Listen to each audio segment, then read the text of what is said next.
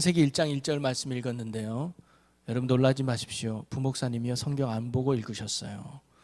여러분들도 아마 안 보고 이 1장 1절은 다 아마 외우신 분이 아마 많이 계실 텐데요. 저희는 수요 예배를 통해서 성경 전체를 한번 우리가 이해해보고 공부하는 시간을 한번 가져보려고 합니다. 그래서 지난주부터 그래서 우리가 성경에 대한 흥미를 갖고 그래서 여러분이 있는 자리에서 성경을 읽는 일에 힘써서 날마다 말씀으로 더욱 새로워지고 또 거룩해지는 말씀의 사람이 되었으면 좋겠다라는 마음으로 우리가 수요일은 우리가 성경을 좀 더 폭넓게 우리가 이해하고 공부하는 시간을 가져보려고 합니다. 물론 교회를 좀 오래 다닌 분들은 아마 제가 하는 모든 말씀들이 다 알고 있는 말씀일 수도 있을 거예요. 그런데 혹시 몰랐던 부분이 있다면 다시 한번 배우고 아는 말씀이 있다면 다시 한번 마음에 새기면서 성경에 대한 가치와 또 의미와 또 하나님에 대해서 배울 수 있는 그런 시간이 되었으면 좋겠습니다. 그래서 큰 주제가 뭐냐면 말씀의 숲에서 하나님을 만나는 거예요. 오늘도 하나님은 말씀을 통해서 우리를 만나주시고 말씀을 통해서 오늘도 우리에게 속삭여 주시기 때문에 우리가 말씀 속에서 하나님을 만날 수 있거든요. 그래서 우리가 특별히 구약이라는 이 숲 속에서 하나님을 또 인격적으로 만나고 또 하나님을 깨달아가는 그래서 말씀으로 풍성해지는 저와 또 우리 제일교회 모든 성도 여러분이 되시기를 주님의 이름으로 간절히 축원합니다.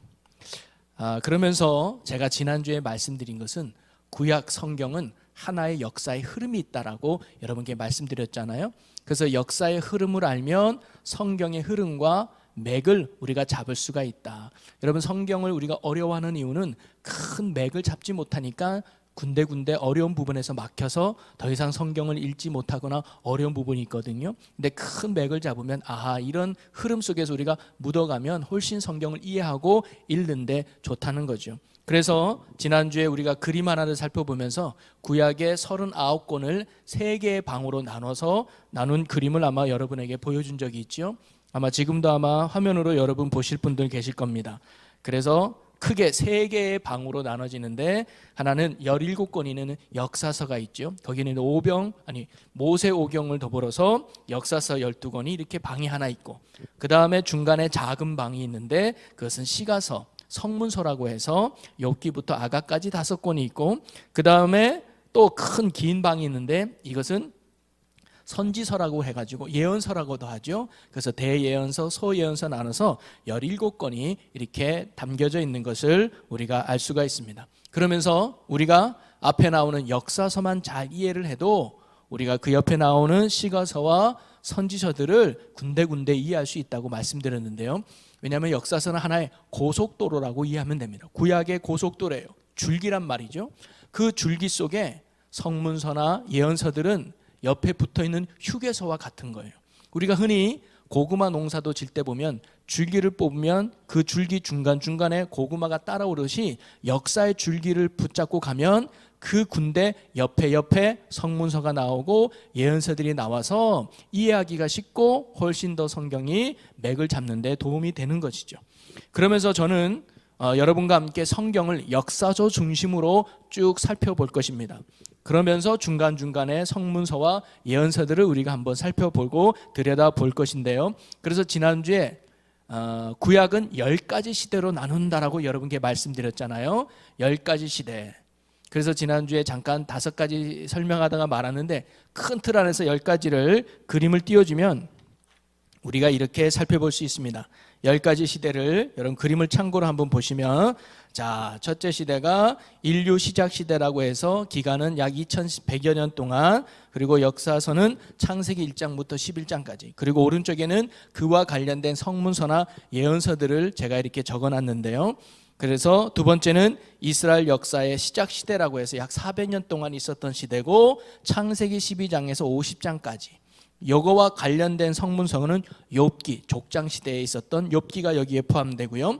그 다음에 이어지는 시대가 노예 시대죠. 그래서 약 430년 동안 시작되고 이 노예 시대의 역사서는 출애굽기 1장에서 14장까지의 이야기입니다. 그리고 광야 시대가 시작되죠. 이것은 40년 동안에 진행됩니다. 그래서 출애굽기 15장에서 50장까지 그리고 민수기, 신명기가 여기와 관련된 내용이죠. 여기와 덧붙여서 있는 말씀이 바로 레위기입니다. 시내산에서 말씀을 받은 레위기가 광야 시대의 말씀이죠. 그리고 가나안 정복 시대입니다. 광야를 끝내고 가나안에 들어가기 위해서 땅을 차지하는 이 여호수아가 여기에 관련되죠. 그 다음에 사사시대입니다. 사사시대는 약 350년 동안, 그래서 역사서에는 사사기가 이 사사시대이죠. 이 사사시대에 있었던 성문서가 뭐냐면 룻기가 이 시대에 기록된 말씀이에요.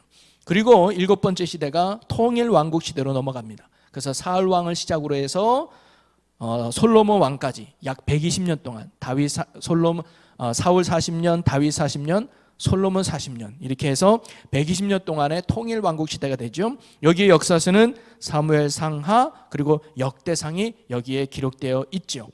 자, 그런데 오른쪽에 빈칸이 있는데 성문서와 예언서, 여기에 관련된 예언서가 뭐가 있을까요? 성문서, 여기와 관련된 시가서, 성문서가 뭐가 있을까요? 맞아요. 여러분이 잘 알고 있는 시편이나 잠언, 전도서, 아가, 이때가 바로 이 솔로몬 시대, 다윗 시대 때 기록된 말씀들이었죠. 그 다음에 분열 왕국 시대입니다. 그래서 솔로몬 이후에 두 나라로 나눠지는 역사지요. 그래서 350년 동안 쭉 진행됩니다. 그래서 열왕기 상하 그리고 역대하가 바로 여기에 관련된 역사서 이야기죠. 여기와 관련된 어떤 예언서들은요, 성경에 나오는 대부분의 예언이 바로 이 분열 왕국 시대에 활동했던 선지자들의 모습이에요. 그래서 그들의 타락함, 그들의 죄악, 그리고 그들에 대한 심판의 예언들이 바로 이 예언서들의 주된 내용들이었죠. 그리고는 분열 왕국이 끝나면서 포로 시대가 됩니다. 그래서 아수르에 망하고 바벨론에 망해가 돼가지고 70년 동안 포로 생활을 하잖아요. 이때 기록된 역사서가 예레미야나 예레미야 애가, 그리고 에스더가 포로 시기에 있었던 이야기들을 기록하고 여기와 관련된 예언서가 다니엘, 에스겔이 여기에 포함된다고 볼 수가 있겠습니다. 그리고 마지막 10번째 시대가 포로 시대를 끝내고 이제 그들이 다시 이스라엘로 귀환하는 거예요. 그래서 93년간에, 그래서 여기에서 역사서 이야기는 에스라와 느헤미야가 이 귀환할 때 기록된 역사의 내용이지요. 여기에 활동했던 선지자가 학개나 스가랴, 말라기 등이 이 시대에 활동했던 선지자라고 알 수가 있습니다. 이게 이 구약시대의 역사의 흐름이에요. 이게 바로 하나의 성경의 맥인 것이죠. 자, 이렇게 되면 이제 구약이 이런 흐름이 있구나라는 것을 우리가 이제 파악을 하게 됐고, 오늘은 그 첫 번째 시대인 인류의 시작 시대인 창세기 1장부터 11장까지의 말씀을 오늘 한번 시작으로 나눠보려고 합니다. 여러분, 성경의 첫 번째 장이 뭐냐면 창세기죠.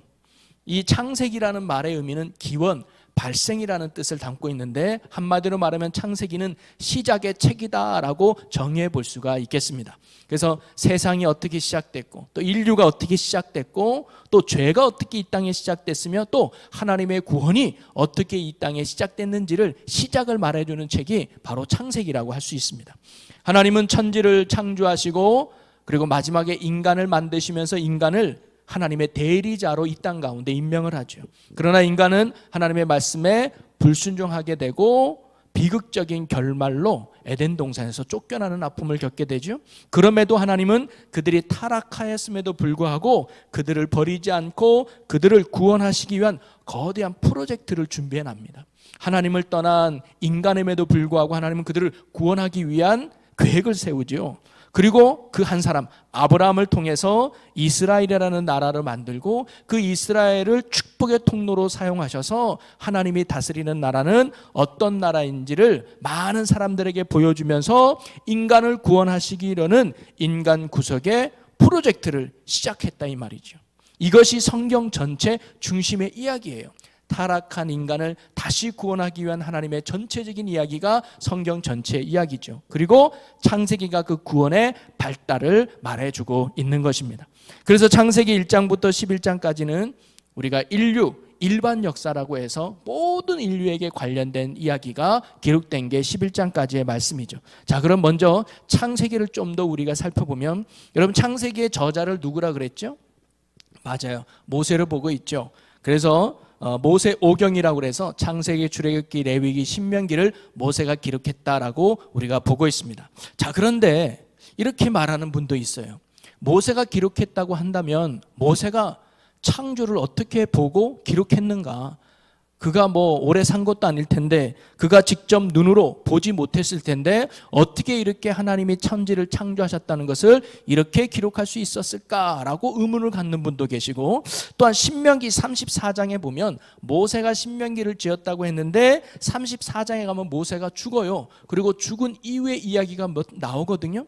아니, 모세가 기록했다면 본인이 죽었음에도 불구하고 왜 뒷이야기가 기록되어 있는가 하면서 의아해하신 분들도 종종 있더라고요. 그런데 이 성경은 물론 모세가 기록했지만 원 저자가 있는데 그게 누구냐? 성령 하나님이셨단 말이죠. 자, 베드로후서 1장 21절에 보면 이런 말씀이 있습니다. 예언은 언제든지 사람의 뜻으로 낸 것이 아니요 오직 성령의 감동하심을 받은 사람들이 하나님께 받아 말한 것임이라. 예언, 하나님의 말씀은 사람이 자기 마음대로 자기 생각대로 기록한 것이 아니라 오직 성령의 감동하심을 받아서 하나님께 받은 것을, 말한 것을 기록했다는 거예요. 이 모세도 자기가 생각나는 대로 아는 대로 기록한 것이 아니라 성령의 지시함을 받아서 성령이 가르쳐주는 대로, 성령이 말하는 대로 기록한 것이 창세기였고 뒤에 말씀이었단 말이죠. 그러면서 디모데후서 3장 16절에는 뭐라고 기록합니까? 모든 성경은 하나님의 감동으로 된 것으로, 하나님의 감동으로 모세오경뿐만 아니라 요한계시록까지 모든 성경의 저자는 하나님임을 밝혀주고 있습니다. 즉 하나님께서는요, 사람을 감동시켜서 유기적인 관계 속에서 성경을 기록하게 만들었다는 거죠. 사람은 단순히 성령의 도구일 뿐이고 성경의 원저자는 하나님, 성령님이심을 성경이 가르쳐주고 있습니다. 그래서 성경이 어떻게 기록되어 있는가? 성령의 감동으로 기록되어 있는데, 성령 감동에는 두 가지 설이 있어요. 하나는 뭐냐면, 참고로 말씀드리면 기계적 영감설이라는 게 있어요. 이 말은 뭐냐면 하나님이 불러주시는 대로 인간이 기계적으로 받아 썼다는 거예요. 아버지 있으면 아버지라 쓰고, 어머니라 부르면 어머니라 쓰고, 전혀 인간의 어떤 생각이라는 게 안 들어가고 기계적으로 로봇처럼 받아 썼다는 게 기계적 영감설이고요. 두 번째 설은 뭐냐면 유기적 영감설이라는 게 있습니다. 성령님께서 사람, 즉 저자를 감동시켜서 유기적인 관계 속에서 일방통행이 아니라 그 사람이 가지고 있는 지적, 감성, 경험, 성품 등을 활용하셔서 성령님이 그로 하여금 성경을 짓게 했다는 거예요. 이는 개성을 존중히 여겨서 그와 함께 하나님의 말씀을 지어갔다는 거죠. 우리는요, 기계적인 영감설보다는 유기적인 영감설을 먼저 인정을 하고 있습니다. 그래서 성경마다 그 저자의 특징이나 특기들이 나와요. 그래서 이것이 바울 서신이냐 바울 서신 아니느냐는 바로 그 바울 서신만이 갖는 그 특징들이 있거든요.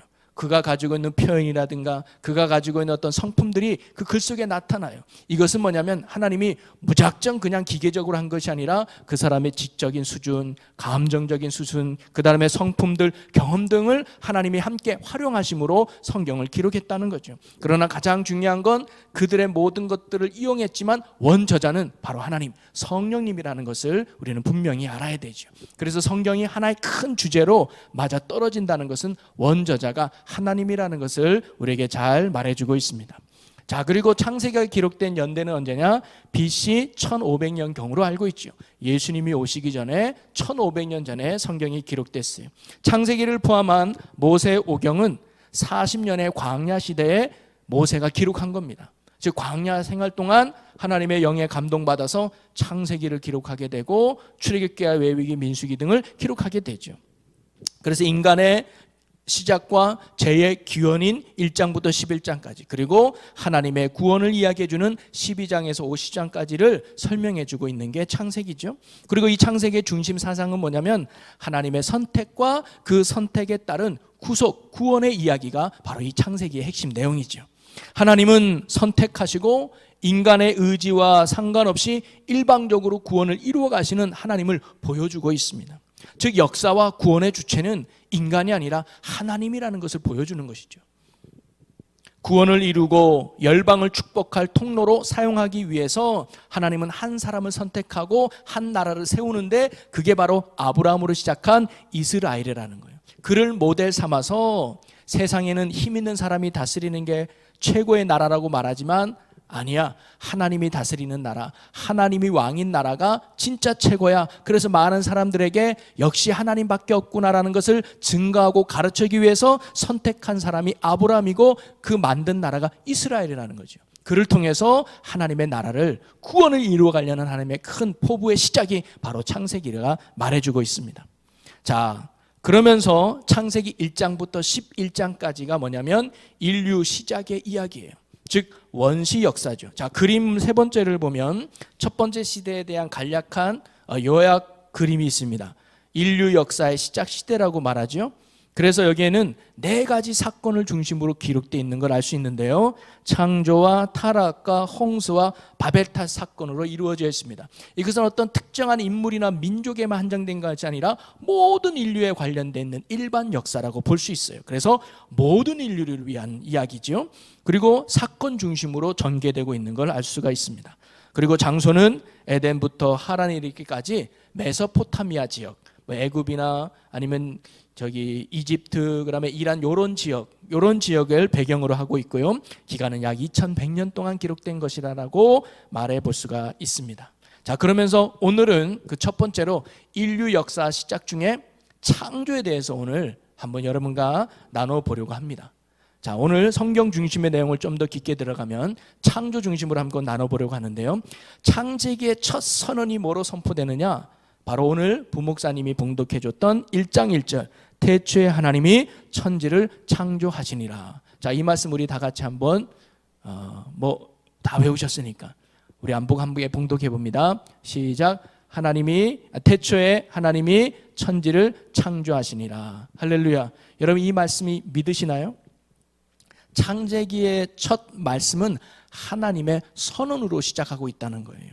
이 말씀이 믿어지면 우리는 창세기 전체의 말씀도 믿어지는 거예요. 창조자 하나님, 전능자 하나님, 내 인생의 주인이자 모든 만물의 주관자가 하나님이심을 믿는 것에서 신앙은 출발합니다. 이게 믿어져야 구원자 되신 하나님도 믿어지는 것이고, 이게 믿어져야 아버지, 왕, 선한 목자 하나님이 믿어지는 거거든요. 하나님은요, 우리를 설득하지 않으신다는 거예요. 그리고 우리에게 증명해 보이지도 않습니다. 내가 하나님인 것을 증명하지도 않아요. 우리를 설득시키지도 않아요. 하나님은 우리에게 일방적으로 선포하셨고 우리는 그것을 믿을 뿐이에요. 성경은 그래서 이해와 설득의 책이 아니라 믿음의 책이 바로 성경입니다. 한마디로 말하면 믿어지는 것이 은혜요, 믿어지는 것이 기적이요, 믿어지는 것이 하나님의 선물이라는 거예요. 여러분, 똑똑하다고 성경이 믿어지는 거 아니더라고요. 무식하다고 성경이 안 믿어지는 것도 아니에요. 믿어지는 것이 기적 중에 기적인 줄로 믿으시기를 바랍니다. 이 세상을 내가 본 적도 없고 하나님을 만난 적도 없는데 우리가 이 세상이 하나님의 놀라운 말씀으로 창조되었다는 거 믿어지는 거, 이게 기적이고 이 기적이 바로 하나님이 우리에게 주신 선물이라는 거예요. 여러분, 하나님이 믿어지는 거, 이게 축복입니다. 혹시 안 믿어지는 분이 있다면 오늘 기도하셔야 돼요. 하나님, 내게 큰 믿음을 달라고. 하나님이 믿어지는 믿음을 달라고. 하나님이 깨달아지는 믿음을 달라고. 왜냐하면 믿음도 하나님의 선물이기 때문입니다. 오늘 저와 여러분이 태초에 하나님이 천지를 창조하셨다라는 이 믿음의 확신을 가지고 믿음의 길을 온전히 걸어갈 수 있기를 주의 이름으로 간절히 축원합니다. 자, 그리고 여러분 잘 알다시피 창조의 순서와 내용을 보면 며칠 동안 창조하셨죠? 맞아요. 6일 동안 창조하셨습니다. 혹시 첫째 날 뭘 만드신 줄 아신가요? 맞아요. 빛을 만드셨죠. 어둠만 있는 이 세상에 하나님이 빛을 만드셔서 우주 공간을 만드셨어요. 그리고 둘째 날을 뭘 만드셨죠? 맞아요. 궁창을 만드셨어요. 하늘을 만들었잖아요. 그러면서 하늘과 밑에 바다를 만들었는데 재미난 표현이 나와요. 우리 창세기 1장 6절 7절 말씀에 보면 물 가운데 궁창이 있어 물과 물로 나누라 하시고, 그리고는 7장에는 궁창 아래의 물과 궁창 위의 물로 나누게 하시니, 이 궁창이 우리가 흔히 말하는 하늘이라고 본다면 궁창 위에 물이 있고 궁창 아래의 물도 나눈다고 할 수 있어요. 하나님이 그렇게 만들었거든요. 그러니까 궁창 아래의 물은 우리가 이해가 돼요. 왜냐하면 바다구나. 근데 궁창 위의 물은 우리가 쉽게 이해할 수 없잖아요. 하나님이 태초에 천지를 창조하실 때는 하늘에도 뭐냐면 물막이 있었다는 거죠. 바다와 같이. 그것을 증명해 주는 두 가지 사건이 있는데, 하나는 뭐냐면 노아가 홍수 때 보니까 이런 말씀이 있어요. 창세기 7장 11절에 보니까 땅에는 깊은 샘물이 터지고 하늘에는 문이 열렸다 그래요. 단순히 문이 열려가지고 구름에서 비가 오는 수준이 아니라 하늘에 있는 궁창 위에 문이 열렸다. 거기에서 물이 쭉 떨어진 거예요. 그러니까 정말 이 땅이 모든 것들이 잠길 정도의 물이 넘치게 됐던 것이죠. 이것이 바로 둘째 날 만드신 궁창 위에 물, 그리고 궁창 아래의 문이 다 열린 거예요. 그래서 모든 것이 잠길 수 있었죠. 또 하나의 증명해주는 사건이 뭐냐면 바로 인간의 수명이 노아의 홍수 이후에 급격도로 떨어졌다는 거예요. 여러분, 노아 홍수 전까지는 사람이 700년, 800년, 900년까지도 살았단 말이죠. 장수했어요. 그런데 노아 홍수에는요, 수명이 쭉쭉쭉 떨어져서 120년. 그게 이제 평균 수명이 된 거예요.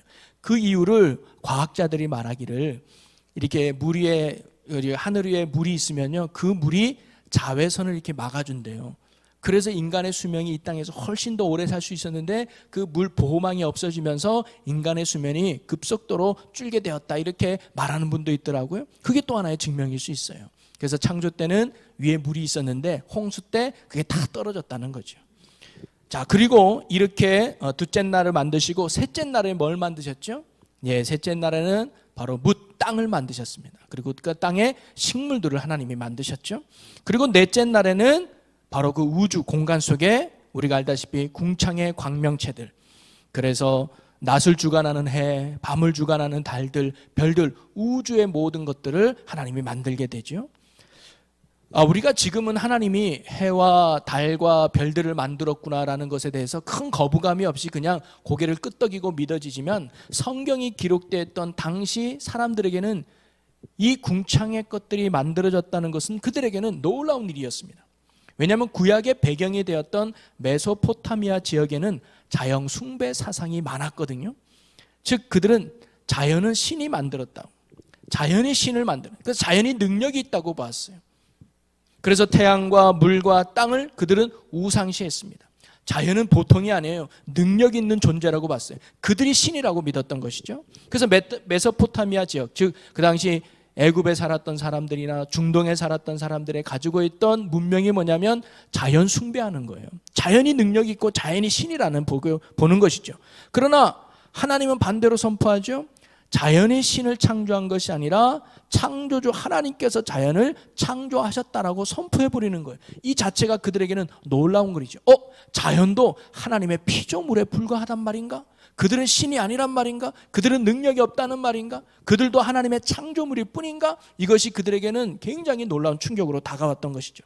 그리고 하나님은 뭐라고 말하냐면 자연을 어떻게 하라고 우리에게 말하느냐? 창세기 1장 27절과 28절에 보면 생육하고 번성하고 땅에 충만하여 정복하고 다스리라고 말하는 거예요.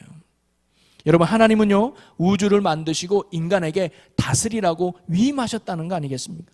따라서 우리는요, 자연을 다스리는 존재라고 하나님이 말씀하시는 거예요. 결코 자연에 지배받는 존재들이 아니라 자연을 다스리는 존재라고 말씀하신 것들이 그 당시 이스라엘 백성들, 메소포타미아에 사는 사람들에게는 굉장한 큰 충격의 말씀이었다는 겁니다. 성경을 보면 하나님께서 당시 자연 우상들을 몰락시킴으로 하나님이 참 우주의 하나님이심을 보여주는 사건이 있는데, 그것이 뭐냐면 바로 모세를 통한 애굽의 10가지 재앙이었습니다. 이 사건이 바로 애굽의 자연 신들을 하나님의 피조물에 불과하다는 것을 보여주는 아주 대표적인 사건이죠. 그들은 처음에 나일강, 이 강, 물, 그것은 뭐냐면 생명의 젖줄로 알고 나일강을 우상으로 섬겼단 말이죠. 신으로 섬겼어요. 나일강을 잘 섬겨야 우리가 잘 먹고 잘 사는 줄 알았단 말이죠. 근데 하나님은 나일강을 그들 앞에서 뭐예요? 붉은 피로 바꾸셨잖아요. 하나님의 말씀 한마디면 이 나일강도 못 먹는 물로 바뀐다는 하나님의 역사를 보여준 거 아닙니까? 그리고 또 그들은 태양을 숭배했어요. 농사를 지으려면 저 태양이 햇빛을 잘 비춰야 되니까 우린 태양의 도움이 필요해 하면서 태양을 우상시 여겨서 숭배했단 말이죠. 그런데 하나님이 뭐예요? 대낮에 흑암을 일으켜서 그 밝았던 태양을 어둡게 만들었단 말이죠. 너희들이 믿는 그 태양도 나의 피조물에 불과하다는 것을 하나님은 이런 10가지 재앙을 통해서 하나하나 보여주셨던 것입니다. 그러면서 이 모든 우주 자연 만물이 나의 창조물에 불과하다, 내 피조물에 불과하다라고 하나님이 말씀한 거예요. 너희들이 신이라고 믿고 의지하고 따랐던 것은 나의 피조물에 불과하다. 그리고 진정한 신은, 참된 하나님은 나뿐이라는 사실을 보여줬던 사건이 바로 10가지 재앙의 사건이었습니다. 자, 그리고 5번째 날에 뭘 만드셨어요? 물고기와 새를 만들었죠. 바다에 있는 물고기를 만들고, 그리고 하늘에 새를 만드셨어요. 그리고 6째 날에는 이제 짐승들과 동물들을 만들고, 마지막으로 사람을 만드는 걸로 창조가 끝나게 되죠. 이런 하나님이 6일 동안 창조한 것의 특징을 몇 가지를 보면, 먼저는 뭐냐면 처음의 3일과 뒤의 3일간을 우리가 구별해 볼 수 있어요. 하나님이 천지를 창조할 때 처음의 3일은요, 내용을 들어갈 틀을 만드셨어요. 공간을 만드셨단 말이죠. 그래서 우주를 만들고, 그 다음에 뭐예요? 땅을 만들고, 하늘을 만들고, 바다를 만드는 공간을 만드는 것을 3일 동안 하고, 그 다음에 4일째부터 6일까지는 뭐냐면 그 공간에 들어갈 내용물들을 만드셨다는 거예요. 그래서 우주 안에 해와 달, 별들을 4일째 만드시고, 그리고 땅에 있는 물고기와 새들을 5일째 만드시고, 그 다음에 6일째는 사람과 동물들을 만드셨던 이런 창조의 질서를 우리가 볼 수가 있어요. 틀을 만드시고 내용물을 만들었다는 거죠. 그리고 두 번째는 뭐냐면 모든 만물들을 하나님이 각각 종류대로 만들었다는 게 중요해요. 이 말은 뭐냐면 절대 우리 인간은 진화된 게 아니라는 거예요. 어떤 종에서 시간이 오래돼가지고 다른 종으로 변화됐다는 것이 아니라, 성경에는요 이미 처음부터 각 모양대로, 각각 종류대로 하나님이 뭐예요? 만드셨다는 거예요. 그것을 성경이 창조해서 우리에게 가르쳐주고 있고요. 그 다음에 세 번째가 뭐냐면 인간을 하나님이 특별한 존재로 만들었다는 거예요.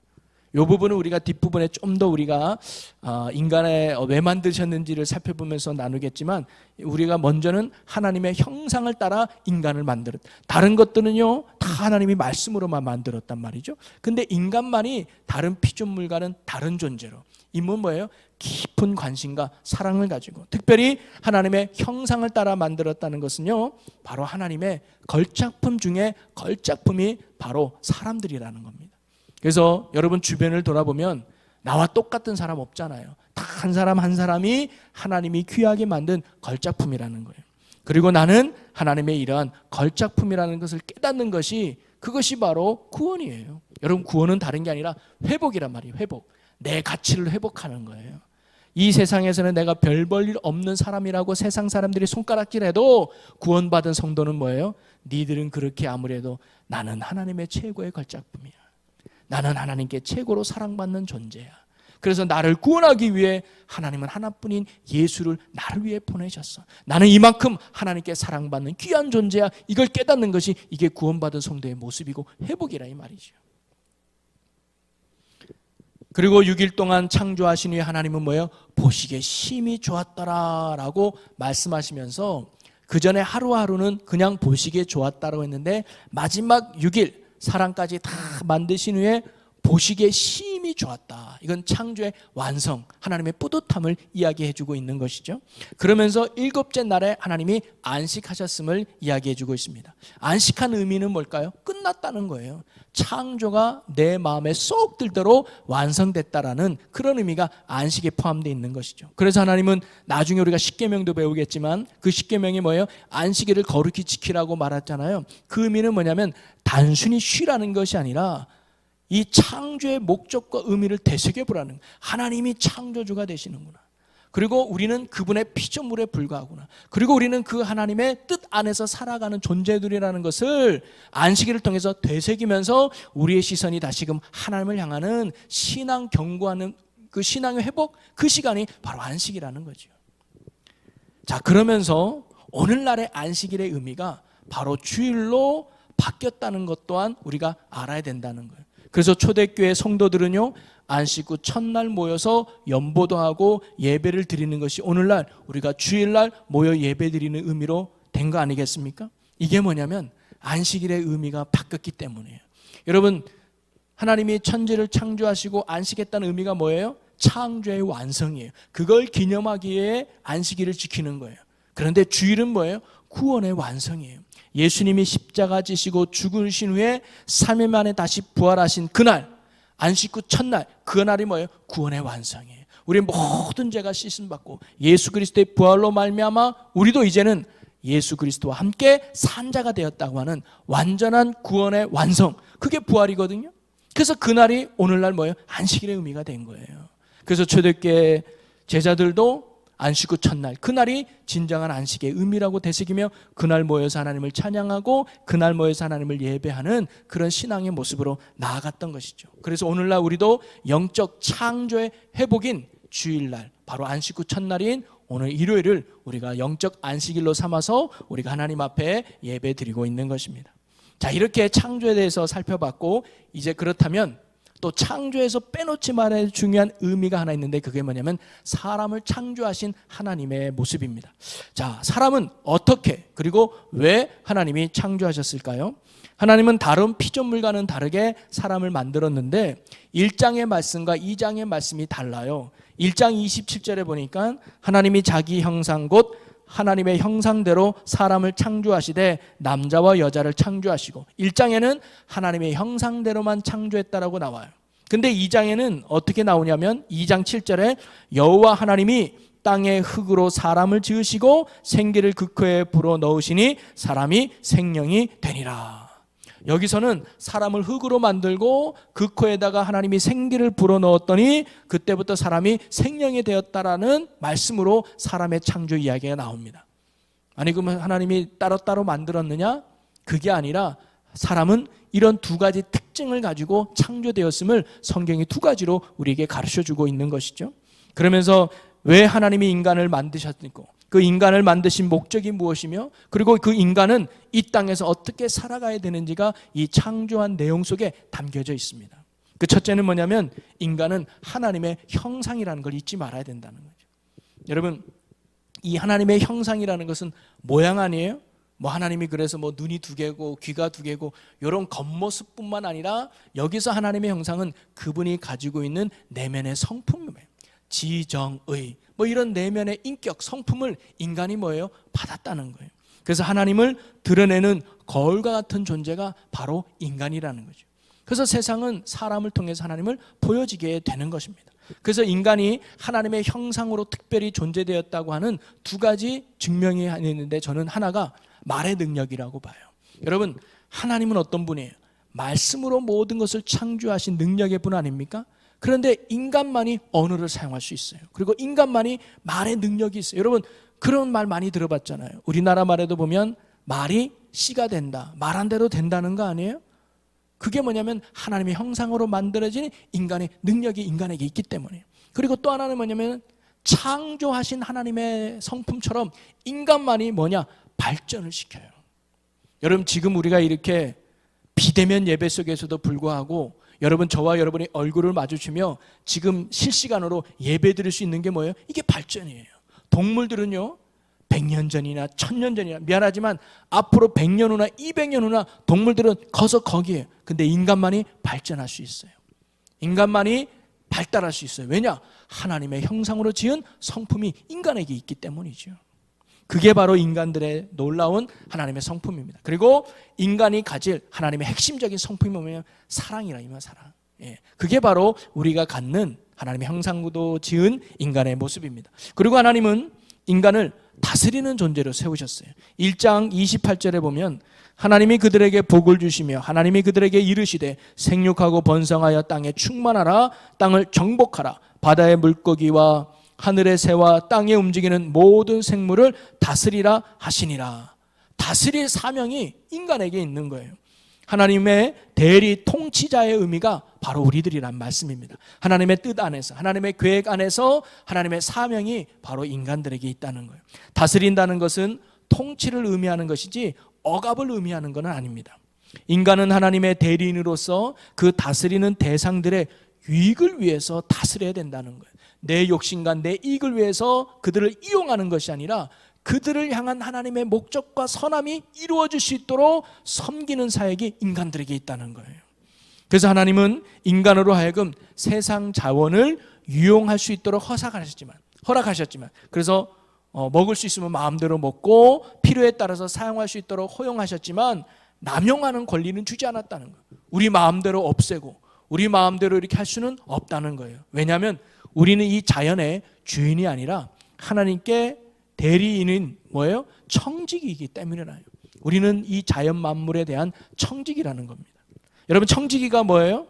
주인의 주신 것들을 잘 관리하는 게 청지기 아닙니까? 그리고 주인이 내놓아라 하면 기꺼이 내어드려야 되는 게 청지기들의 모습이죠.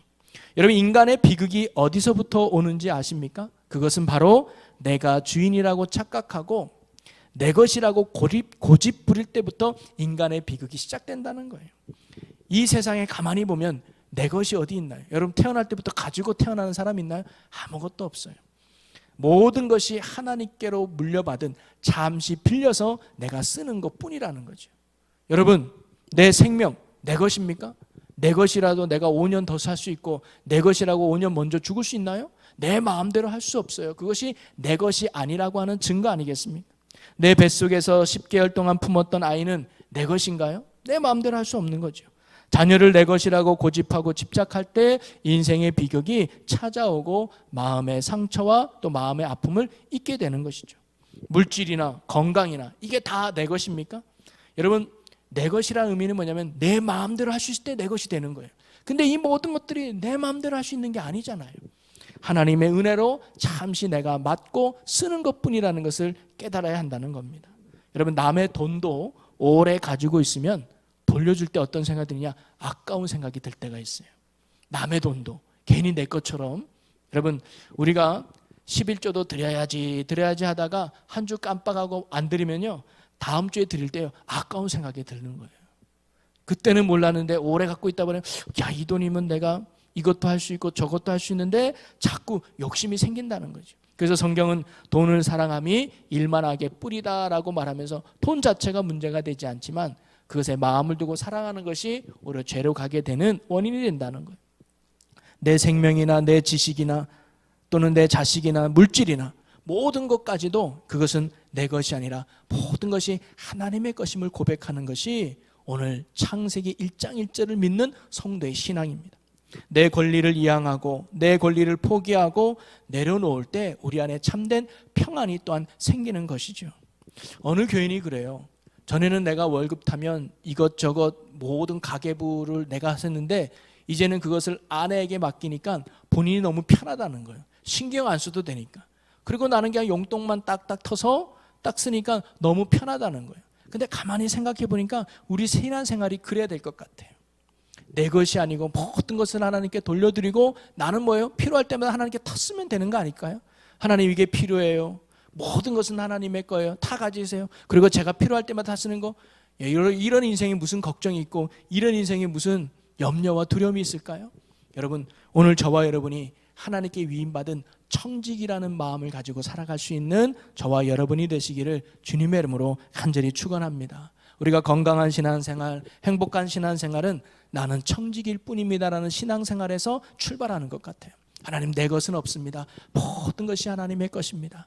있는 게 감사할 뿐입니다. 주신 거 감사할 뿐입니다. 그럴 때 우리 가정생활이 행복하고, 그럴 때 직장생활이 행복하고, 그럴 때 우리 신앙생활이 마음의 평안함과 자유와 기쁨으로 살아가지 않을까요?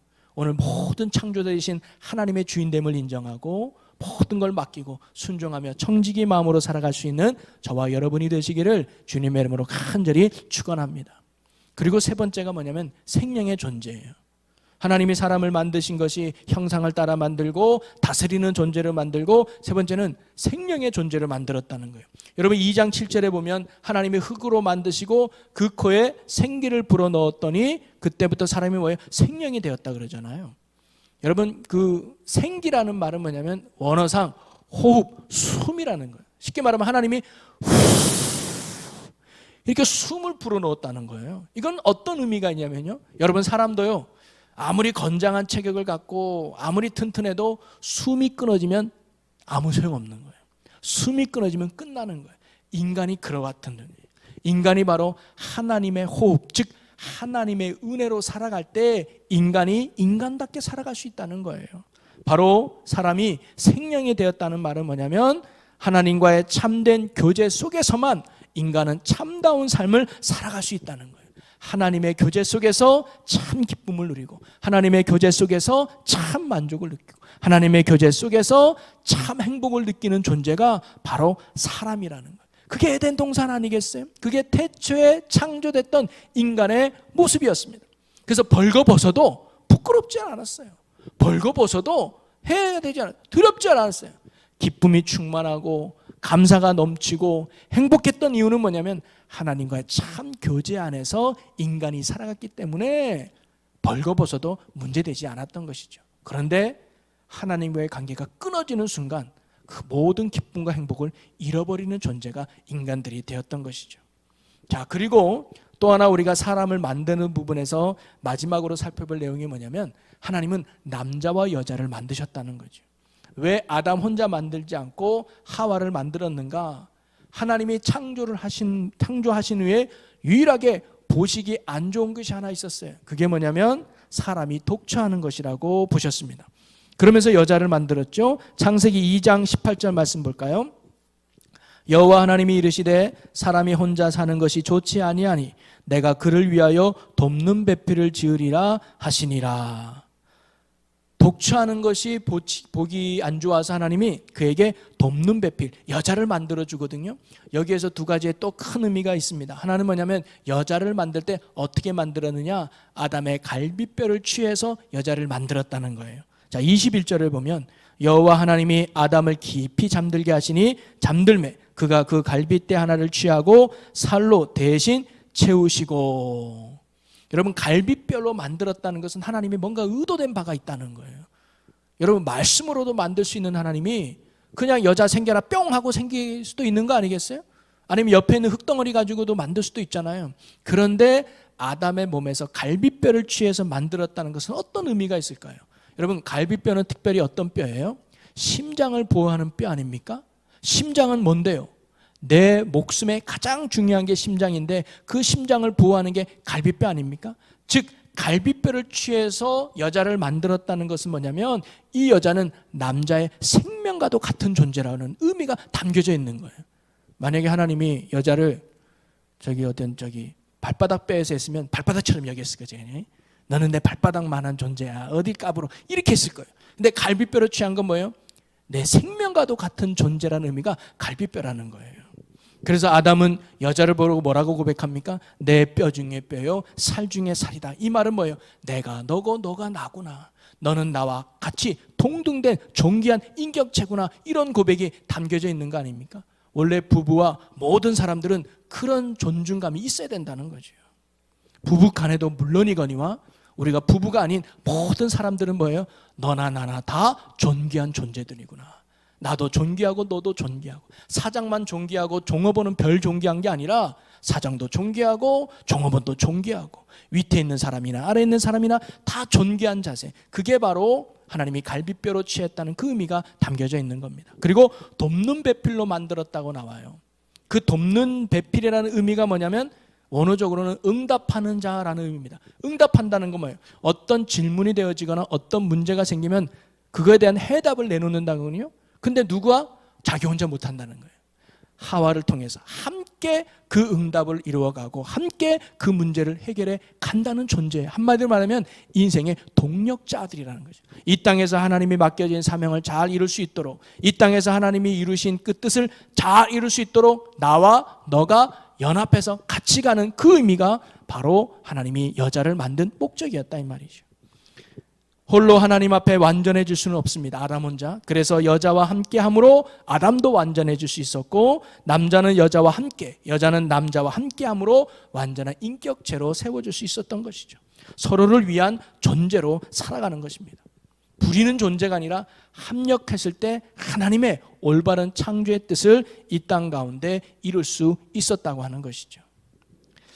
자, 시간이 많이 지체돼서 이제 더 이상 제가 말씀은 안 드리지만 다음 주에 여러분 사람이 왜 흙으로 만들었는가의 말씀을 한번 살펴보면서 이렇게 하나님께서 돕는 배필로 만드시고 그리고 이렇게 하나님의 형상으로 만들어서 참 기쁨과 참 만족과 참 행복을 누려야 될 그 인간들이 오늘날 왜 그런 기쁨을 잃어버리고 오늘날 왜 그런 행복을 잃어버리며 고통과 슬픔 속에서 살아갈 수밖에 없는가?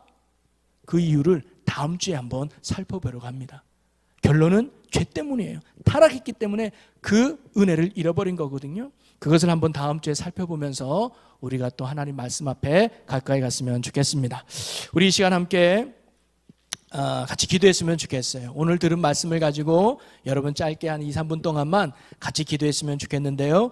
우리가 하나님께서 이 세상을 창조하심 속에서 3가지의 믿음과 확신을 가지고 살아갈 수 있는 저희들이 되었으면 좋겠습니다. 첫째는 뭐냐면, 나는 하나님이 존귀하게 여기는 하나님이 만드신 최고의 작품이라는 사실을 가지고 우리가 살아가기를 소망합니다. 누구와도 비교할 수 없는 작품 중에 작품, 하나님 안에서 내가 얼마나 존귀한 자인지를 언제나 깨닫고 감사하며 살아가는 자가 되게 하여 주시옵소서. 그리고 우리는 하나님께 위임받은 청지기임을 잊지 않고 살아가게 하여 주시옵소서.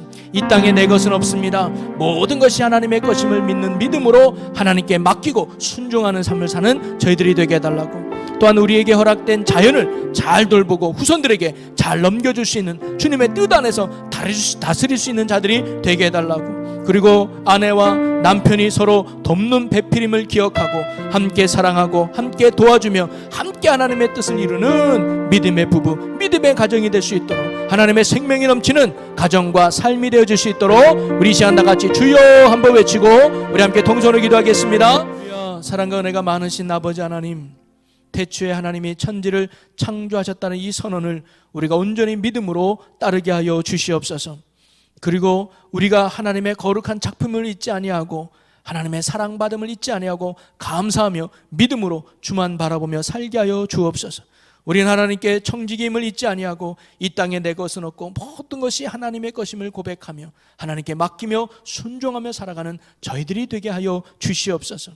또한 하나님, 내 남편, 내 아내가 합력하여 선을 이루기 위한 동력자, 돕는 배필로 세워졌음을 잊지 아니하고 함께 사랑하며 함께 도와주며 함께 하나님의 뜻을 이루어가는 아름다운 천국 가정 될 수 있도록 주님 인도하여 주옵소서. 그래 우리의 삶이 창조의 목적대로 하나님의 온전한 뜻을 이루어가는 아름답고 귀한 믿음의 삶이 되게 하여 주옵소서. 감사와 영광을 주께 올려드리며 예수님의 이름으로 기도하옵나이다. 아멘. 주 예수를 영원히 죄악 벗은 우리 영혼을, 죄악 벗은 우리 영혼을 기뻐 뛰며 주를 보겠네. 하늘에 계신 주 예수를 영원히 섬기리. 아멘.